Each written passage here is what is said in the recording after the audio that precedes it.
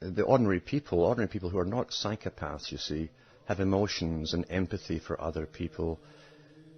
Their survival capabilities need empathy for others, because if you take care of others, then hopefully when you're down and out or whatever, they take care of you. That's how empathy works. It's a survival mechanism for everyone. Whereas a psychopath can only cooperate with other psychopaths when they're all riding on top in a system which they control and set up and own, basically. But they're terrified of the mob, always. As old Huxley said, the reason that old Rome fell, the ancient elite of Rome, they didn't fall, by the way, they all moved out before it fell. The elite always move out before it falls and build an empire elsewhere. That's another story altogether. But Huxley said that the reason it fell was because they couldn't supply enough bread and circuses for the people. You see, they hate the people. They are disgusted at people. Now, they know the ordinary people are different from themselves. Being psychopaths, they know they're different from the ordinary people. They kind of study us like a predator would study its prey. That's why they put out so much money long before they started studying insects and bugs and how worms regenerate themselves. And all the stuff we're flooded with, they were studying mankind, humankind, both male and female.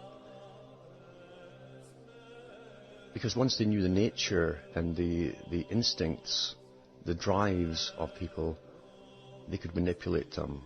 And they certainly have always manipulated them. Even the need for meeting or looking for something out there, the spiritual thing that people crave for, in every generation for thousands of years, they tend to either give us the ones to follow, or they distort something which is original in order to control the rest. Well, they themselves don't fall for what they call these superstitions. They have their own inner belief, and they do believe that they're gods. If you understand what a god is, what is a god? A god is something which has immense power over everything. It doesn't have to be supreme.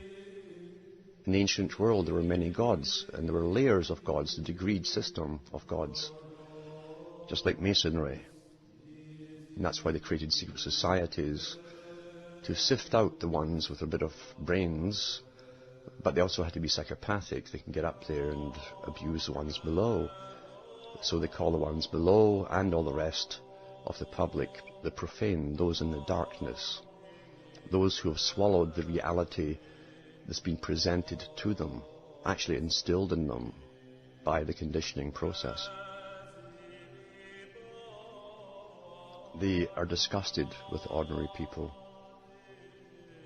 And they laugh and sneer.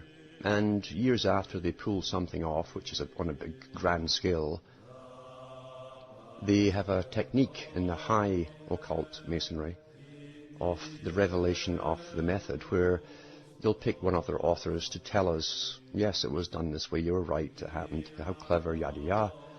And we're all stunned. It casts a spell over us like the original act in itself did.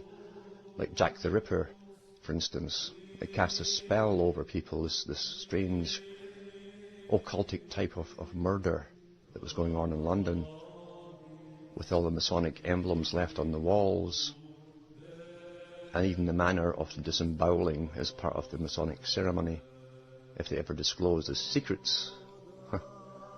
And 100 years later, Scotland Yard comes out and tells us the truth. They knew who it was. It was one of their own who worked for Queen Victoria.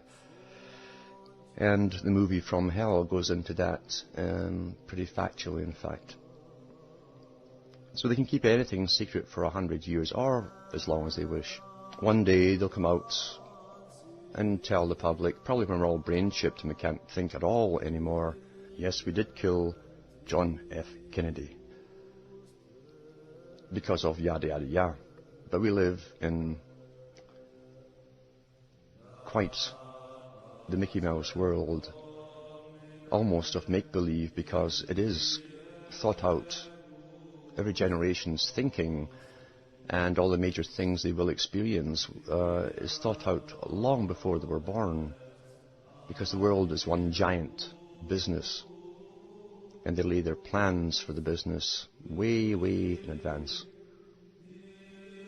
Empire building is just corporate takeover until you have the World Corporation, which we have already, by the way. At the top, there are no independent corporations competing with each other. We have the illusion of it. So the think tanks sit and say, my goodness, what could the peasants do next?